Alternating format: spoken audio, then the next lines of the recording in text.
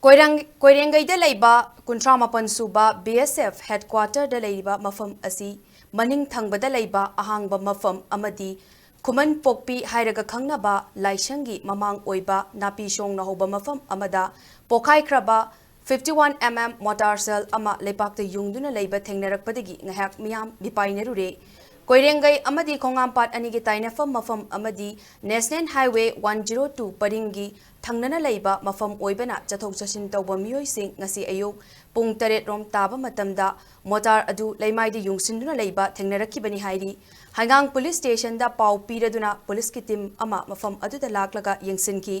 miyamna bomni haina ngangnarappadagi manaknakpada leiriba BSF ki kangbu amasu mafam adu da laktuna yengsinki hairi mafam adu Sekmai Police na kuanbana Sekmai Police ki team ngainari-ngaida BSF ki miyoi aduna yenglaba matung leimaidi yungduna leiriba 51mm Mortar cell asi mamangi Diwali kumhaida starlight kapkhibagi tokning-ni haiduna mafam adudagi louthoklaga BSF camp da pushinkhre hairi